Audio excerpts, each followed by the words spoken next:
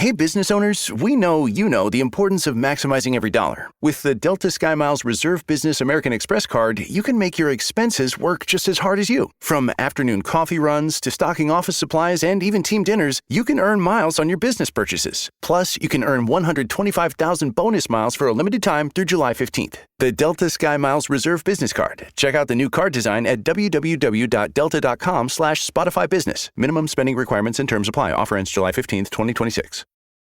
Hi everyone, I wanted to quickly jump in before the start of today's episode to say a huge thank you for your patience whilst I haven't been uploading. My home life has been a roller coaster these past few weeks to say the least, and I appreciate that you've all gave me the time that I have really needed to process everything that's been going on. With the summer holidays approaching, I am going to ask if we can extend the patience for a little bit longer, for although I am going to try my very, very best to regularly upload episodes, I am also an SEN mother, a SEN mother, so in my life, nothing is ever really straightforward or tends to go to plan. But again, I'm going to try my very best for you all. So if I can just be given a little bit of grace over these upcoming holidays, on weeks where I might not get something up, I would appreciate that so much. I also want to say thank you to everyone who has reached out to us over these past couple of weeks with kind words and messages, checking in, wishing as well, and hoping that I'm okay. I appreciate that more than you'll probably ever know. So with all of that being said, let's get into today's episode. So, parents have some concerns of some stuff they may have found in your room? Yeah, I believe so. And what would it be? A human head and hands. I took the knife, I pulled back the canvas, and I stabbed his neck. I cut open his belly to see his guts. They're really pink. Sorry, that was morbid.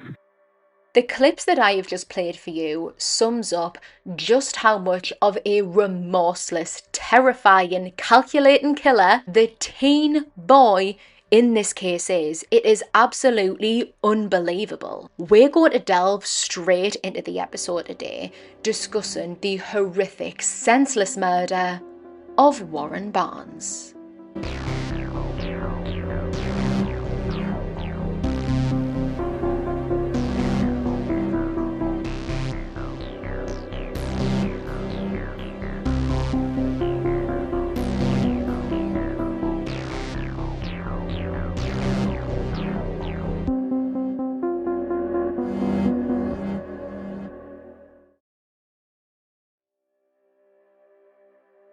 Brian Cohey Jr. was born on the 10th of January 2002, his parents being Terry and Brian Sr., and it's believed that he had at least one sibling, a brother, all of whom lived in Grand Junction, Colorado. Terry ran a daycare from the family home, so it was very often filled with young children. She'd been doing this for around 13 years, so a very successful career, and Brian Sr. was a carpenter, but he was also part of a life jacket program for the nearby Colorado River. At just 5 years old, Brian was diagnosed with ADHD, and I know firsthand from having a child myself that has additional needs, getting a diagnosis, especially so young, can be a real battle. Sometimes it feels like you're shouting out into the void and no one is listening or taking notice. Alongside ADHD, he would also be diagnosed with autism, but that diagnosis didn't come until many years later.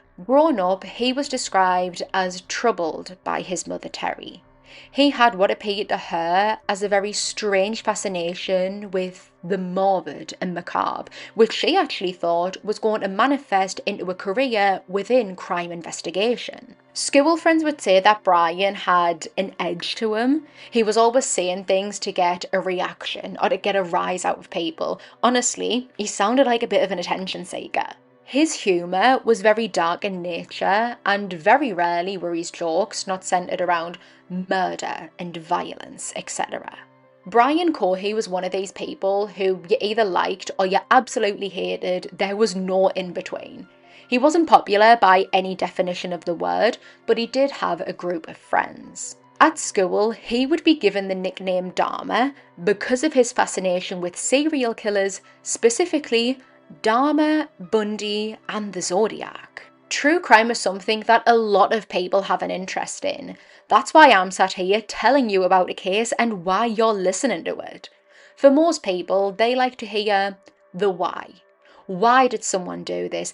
How could they do it? Are they born evil, or did they have evil thrust upon them? People, like me, are really intrigued by the investigations, the court and the legal proceedings. There's an array of different reasons why people listen, but for a select few, they listen because they admire the killers. They look up to them and want to be just like them, and in this case, that was Brian. He had extensively read into serial killers and how so many of them said that the rush and the thrill of committing murder is unlike anything else, and instead of being absolutely horrified and disgusted, Brian was inspired. He wanted the thrill of the kill. Like many killers do, Brian started by abusing, hurting, killing animals.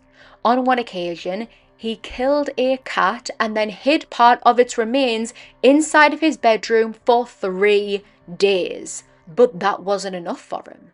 He started planning how he was going to take a life, really meticulously thinking on who he was going to kill and how he was going to do it and get away with it. He began seriously thinking about what type of person he wanted to murder, and quickly he settled on some of the most vulnerable people in his community: sex workers and people who were experiencing homelessness. In Brian's mind, because of their, quote, chaotic lifestyles, he didn't believe that the police would be all that bothered about them disappearing and that they would have no one around to miss them or to ask questions. But that is where Brian Cohey was terribly mistaken. In the early hours of the 28th of February 2021, police in Grand Junction, Colorado, were called out to an area along the Colorado River. Upon their arrival to the Blue Heron boat ramp, they were met with Terry and Brian Cohey Sr., along with 19-year-old Brian Jr. Behind Terry, partially submerged in the Colorado River, was Brian Jr.'s car, a sedan. She explains to the officer that they had gotten a call from their son, who had somehow managed to submerge his car in the river. He had headed out for a drive that night to have a think, to clear his head, and somehow he ended up stuck in his car as it began rolling into the river, but he managed to get out and contacted them for help. Brian was soaking wet through and shivering cold, but overall, he seemed okay. The officer turns to him, who sat in the car with his dad, to get a better idea of what had happened. Is your son right here? Yep. Hey, partner, you want to come out and talk to me real quick? Sure, Appreciate it, man. I'm really cold. Is it okay if it's in here? Because That's fine. Because he is Okay, submerged. that's fine. I did not know that. No, please stay in the car. Yeah. All right. Nobody else in the car? Nope. Okay. Just us. I'm the father. That's the mother. And this is our son. He Sounds called us 20 good. minutes ago and said, "Dad, I parked at the boat ramp and I messed up. I tried to get out of the car and it slid down." Well, you're not hurt, right? You're okay? no, just a Okay. little cold is all. Just beside your pride a little bit. And probably $7,000. Okay. All right, man. Do you have your ID with you, driver's license by any chance? Thankfully, What were you doing down here, bud? well, I felt like I needed to get out, and I figured, why not park here and just relax a little bit? relax and think. Okay. And I parked on the boat ramp, Okay. and I thought it would be easy to get out. Uh-huh. But when I tried to, Where did you park exactly? Were you down the hill a little Oh, bit? yeah, just a little bit. Okay. And then When he got back in, go ahead. when I got back in, I tried to put it in drive, Mhm. and it didn't go up. So then I tried putting it in low gear, shimmying it a bit. That didn't work. Were you facing down? No, at I this was point, or were facing. you I was this facing way? up. Okay. You back down? Yeah. A really good Because that's- How we're gonna handle this, man? 'Cause I don't know. It might stay. Do I get a tow going for a couple? With no obvious injuries or reason to hold Brian, off the bat, this appeared to be an accident from an inexperienced driver, and it's not really being taken very seriously, it's all getting laughed off. He gets told to go home, to get warm, and probably have a bit of rest, while his parents return back to the boat ramp to figure out with the officers how they're going to retrieve the car. This is all happening at around about 3 a.m. Eventually, the officers managed to find a towing company who were willing to come out in the dead of night and get into the freezing cold waters to see if it was possible to salvage the sedan, which they were able to do. As the car was being towed out of the river though, the officers noticed something strange. Sort of behind the registration plate on the back of the car, there's something red seeping out, something that resembled blood, and there was a lot of it. Hey, quick question for you. Sure. So the back bumper, I don't know, you can probably see it from here. There's a lot of red on the back of that. Yeah, dripping down it all a little bit. But underneath the license plate, a little area right there. Okay. A lot of red, which means looks like blood. Blood? Yeah. I don't know if did your son hurt himself on his way out at all? He might have, and he just didn't know it. I don't know. That's why I'm asking. It's a good question. He's at home. Is he make sure he's not got a cut or He just said he's going to bed. something out on him somewhere that he's not aware of? Maybe because his adrenaline was a little high. Maybe he just have him do like a self check, make sure he's okay. Hello?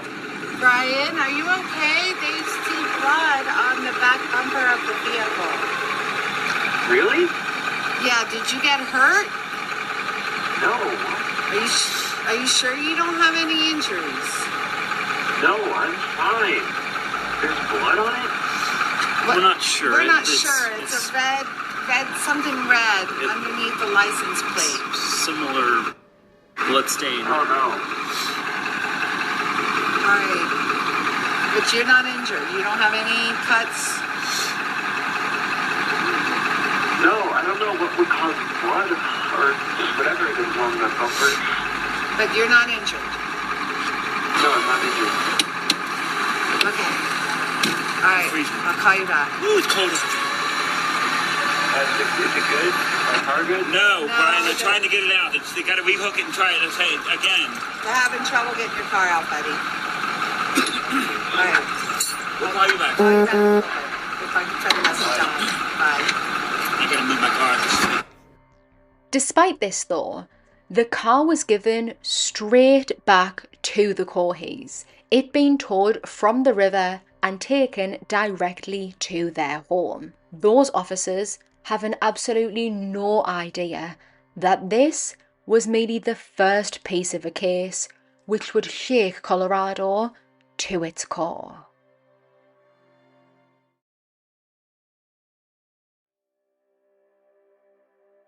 Warren Bruce Barnes was a 69-year-old man who had lived in Grand Junction his entire life.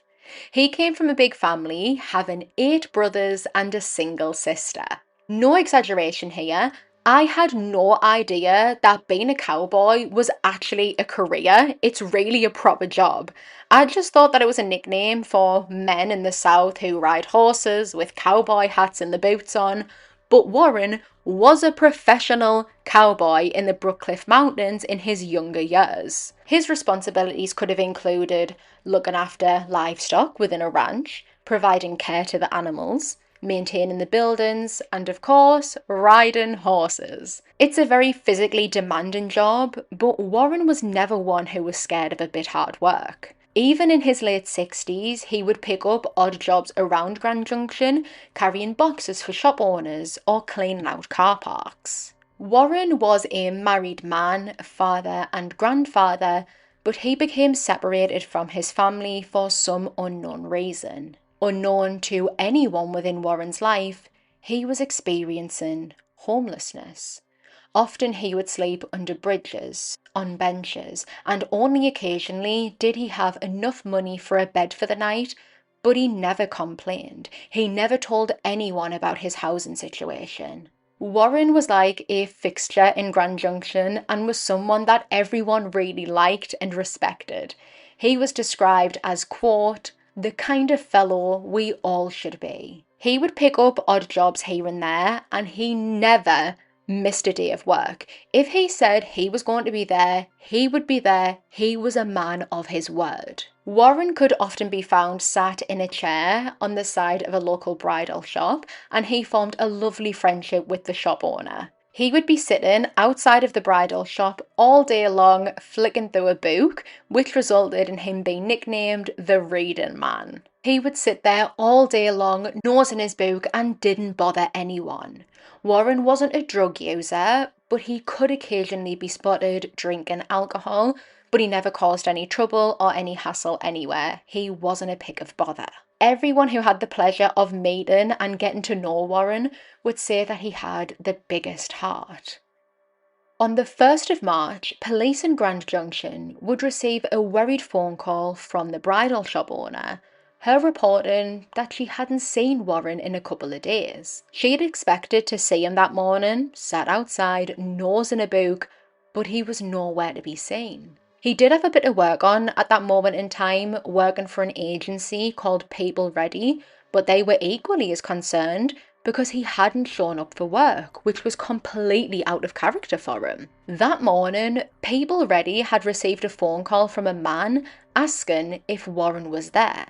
He had found Warren's wallet at the Blue Heron boat ramp. It had a People Ready employment card on it, and this man wanted to return it to Warren. But again, Warren hadn't shown up to work that day. Upon learning this, the bridal shop owner's concern skyrocketed. She was now worried sick because this was not like Warren whatsoever. He had no reason to be all the way over there near the Blue Heron boat ramp. There was no reason why his wallet should have appeared there, especially without him. The person who had rang People Ready, who had discovered Warren's wallet, was someone who worked around the Colorado River as part of a life jacket group. The person that called was Brian Cohey Sr. Later that day, this is just after dinner time, so very early afternoon, Terry Cohey, who is at this moment in time working, so she was supposed to be childminding children, was in her son's bedroom, just sort of decluttering and cleaning it up. She opens up his wardrobe and she's taken aback by how messy it is, so she just starts pulling stuff out when she gets to a box which contains 2 carrier bags. She recalls thinking, what on earth could be in these? They were really smelly, and she lifted up one bag, realising that this is actually quite heavy, and then she noticed that there were maggots crawling and wriggling around inside of it. She quickly took this carrier bag into the kitchen to further investigate, probably expecting to find some mouldy food or something like that inside of it. But as she peeled back the carrier bag, she noticed blood. Then she realised she was looking at a decapitated human head.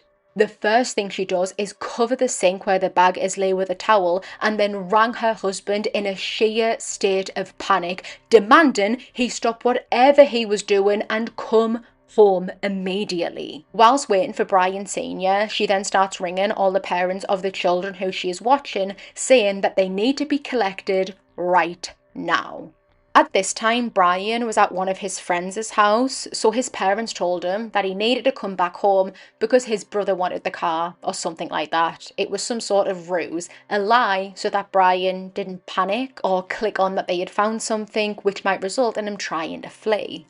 Upon his arrival home, he's met outside with his dad while Terry sneaks away out of earshot and calls 911.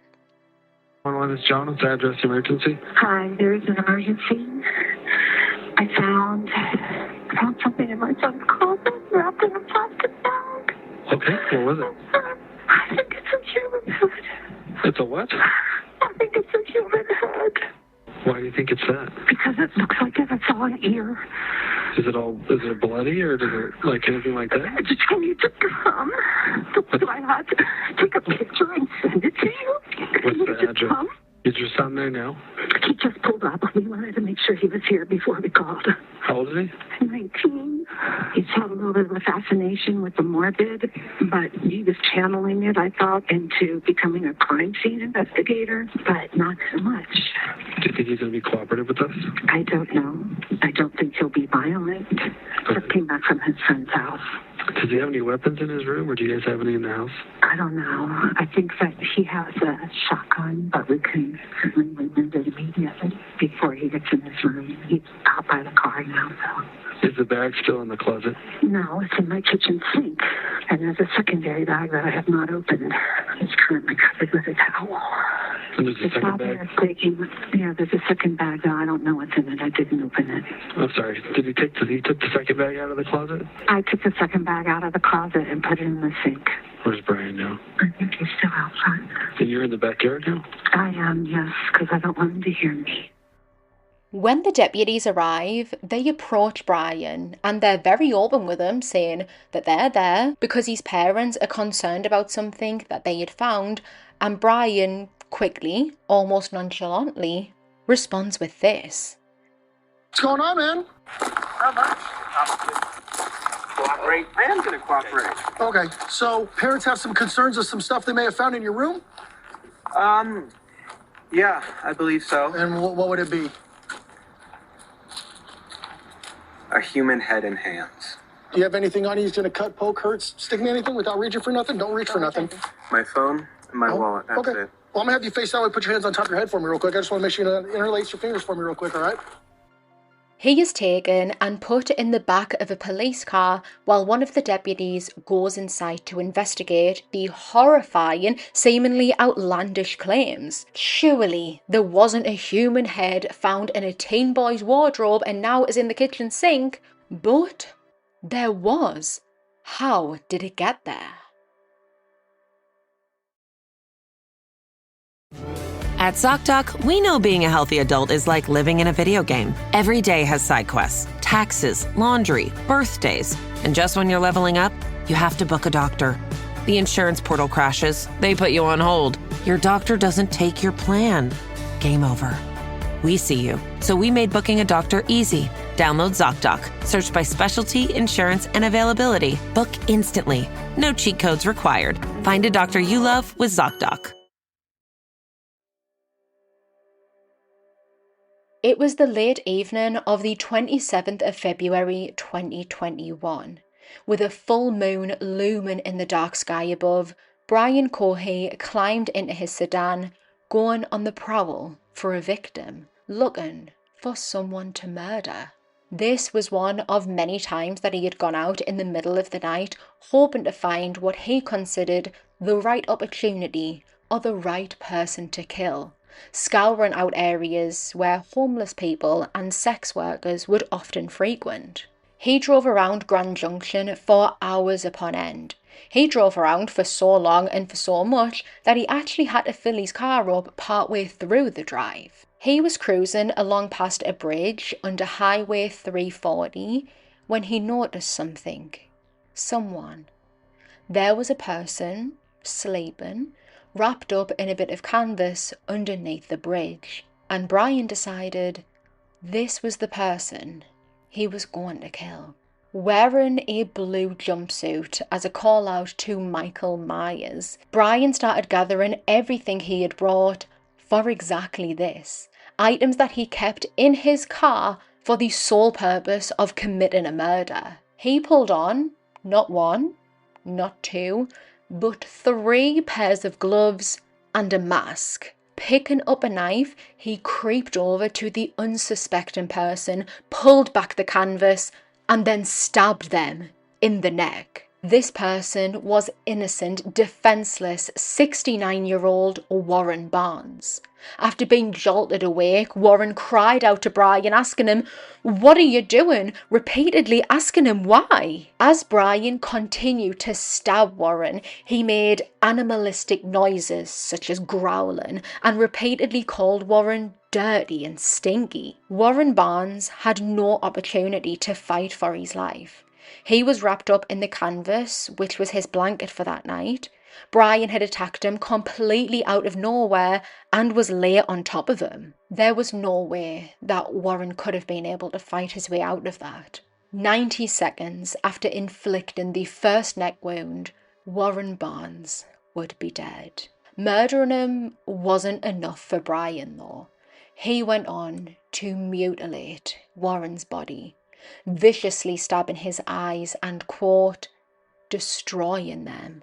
He then cut open Warren's stomach to look at his internal organs.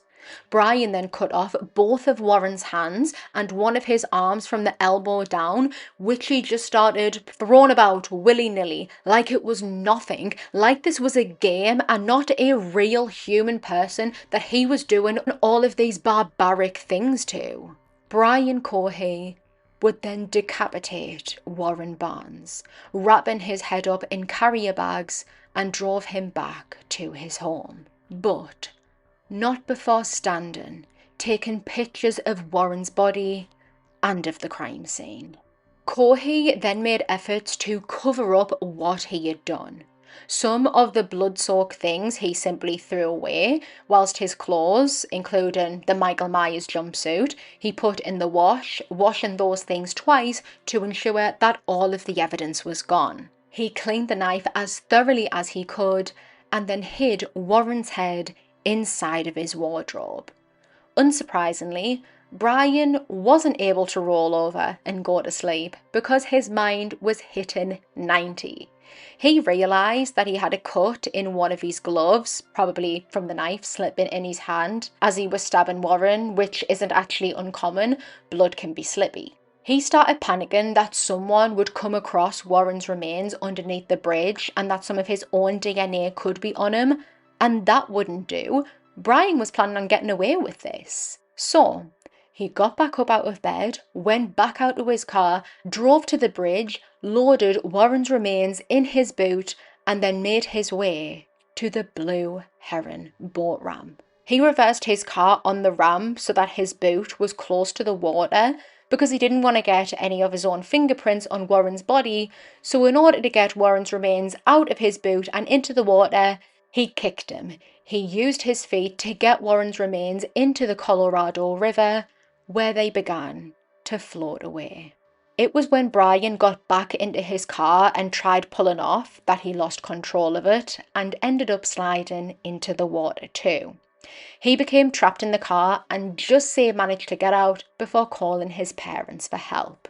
This now being the 28th of February, right back where today's episode began. The officer who noticed the seeping red as the sedan was being towed out of the river was right on the money, believing that what he saw was blood, and it absolutely blows me mind that he had that suspicion, yet released the car back to the Coheys without doing any examinations on it. He probably would have never guessed that the teen boy who he had just spoken to in the car, who complained that he was a little bit cold and feigned shock upon hearing about the seeping red on the back of his car, wasn't as innocent as he looked. He was a calculating, remorseless, vicious murderer. Following Terry Cohey's 911 call and the confirmation that there was in fact a human head in her kitchen sink which she had found in her son's bedroom, Brian Cohey was taken to the sheriff's office for questioning. He wasn't handcuffed, he was being cooperative, and he didn't seem like he was a threat to the officers. In the footage of him in the interrogation room, you can see how hard he's trying to appear normal and calm and not panicked, but his legs are shaking. He does say that this is a part of his ADHD and autism though. Aside from the leg shaking, he's also fidgeting and he's gulping down water, signs that point towards nervousness. When the interrogator asks Brian how he got here, this is what he says. How did you get here? I murdered someone. Okay. Brian would go on to make a complete, detailed confession to what he had done. And I'm going to play some clips for you just so that you can hear it for yourself. But what you'll hear in Brian's voice is excitement. He's very animated and he is happy to be relaying all of this. He is reliving the murder, he's giddy, and he's reveling in it. That's a homeless person. So I grabbed my knife, I put on 3 layers of gloves because plastic gloves can betray their users because they're so thin, those vinyl gloves, by putting your fingerprints through. So I put on 3 on one hand. I took the knife, I pulled back the canvas, and I stabbed his neck. Okay. He was panicking at first in his old man voice. He was in his 50s. I know why I call him old man. He was saying, "What are you doing? What are you doing? Why? Ah!" And I just kept on stabbing his neck. Is it okay if I do a demonstration? Oh, yeah. This is him. I was straddled on top of him like this. Okay. And he couldn't fight back. It was actually surprisingly easy. I was barely breaking a sweat. I thought, oh, this guy, he's going to be tough. But no, it was actually surprisingly easy. And during the time, I was growling and making animalistic noises. The whole ordeal lasted about a minute and a half. Okay. And when I was finished stabbing him, he took out his last breath, a grunt, and his head was halfway cut off in stabs. All the while, no, actually, after I killed him, I just couldn't stop saying, "Stinky, dirty, dirty, stinky, stinky." I wasn't smelling anything, but... And then, let's see. Yeah. And then, after that, I stripped his clothes. I cut open his belly to see his guts. They're really pink. Sorry, that was morbid. During his own interview, Brian Cohey Sr. talks about discovering Warren's wallet. It wasn't found at the Blue Heron boat ramp like he had told people Reddy, who Warren had worked with. He actually found it inside of Brian's car, along with other items that shocked him. Went back out there this morning just to continue, and I opened the glove box, and there was a knife in the glove box, underwater. The glove box is full of water. Very large knife. And then, as I go around the passenger door, I open the passenger door, and there's a wallet in between this door. And I open up, that's not Brian's wallet. It's frozen solid. That's not Brian's wallet. So I take it inside, and I ended up getting one of the wads of cards out. There's a label ready. I read that. So I called label ready. And then another one, there was a social security card. I was like, hey, this is a weird call, but I've got a wallet here with so-and-so's name, and I'm hoping he works for you all, or you subbed him out or whatever. Oh, yeah, my one, we've been missing him. Yes, he didn't show up today. I'm like, oh, my God, now we've got a missing person. Okay, well, I found his wallet at Blue Heron Boat Ramp. So here's my name. Here's all my information. If you get a hold of him, tell him I've got his wallet here at my house. Okay, so I left that like that. Called Brian. Brian, what's going on? Why is there a wallet in the car? Oh, I found it down at the boat ramp when I was down there walking around. And he was so sincere. I took it all. I want to believe him. This is my son. Sure. We found him. Brian, how come, all this going on in the last 2 days, how come you didn't tell us about the wallet? Dad, I was just so excited with all the going on. My car getting towed. Look at this wet now. Almost started. I didn't think about it. I didn't think it was important, Dad. I'm like, Brian, who is Warren? Who is this Warren whatever guy? Dad, I swear to you, from the bottom, I only know one Warren. He's my school friend. It's not him. I believed him. There's blood on the bumper. Right. And I'm like a smear of blood. And I'm like, that didn't come from that cut. And I asked him, you tell me the truth. I knew. I didn't want to believe it. Something was going on. Had that gut feeling. In his own words, he knew. He had put 2 and 2 together. The wallet of a missing person is found in the car along with a large knife, the very car that had suspected smears of blood on it. I imagine that Brian Sr. was probably in denial about what was going through his head. When his wife rang him, panicked and terrified about what she had found, he realised deep down that he already knew. Further investigation into Brian Cohey Jr. would prove that committing a murder was something he had been planning for a very long time. He had extensively researched into Dahmer, Bundy and the Zodiac, trying to learn from them. He had researched different type of neck wounds, probably which ones would be the most fatal, so that if and when he did do it to the victims, they wouldn't be able to fight back. He had even been reading up on the recent murder of another homeless person over in another state, and I imagine that he was reading up on this to try and grasp how much investigation and time and effort was put into bringing justice for that person. Shockingly, the sheriffs discovered that Terry and Brian Sr. had once discovered a kill kit in their son's possession. A box or whatever, which was filled with hammers, shovels, duct tape, a saw, knives, everything that a person would need to commit a murder. They recognised that this was a strange find, but at the time, they essentially brushed it off.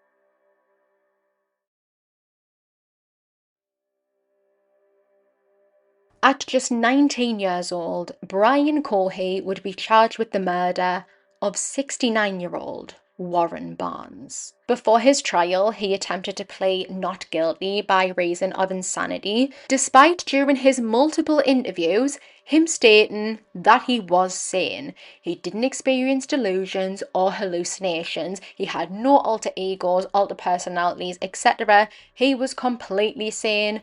Only now it's come to the trial, he wants to backtrack on that. His insanity plea was thrown out of the window because it was clear that he knew what he did was wrong, proven in everything that he did to try and cover up the crime. He would be convicted of first-degree murder, tampering with a deceased human body, and tampering with evidence. For these charges, he would be sentenced to life imprisonment plus 12 years to serve.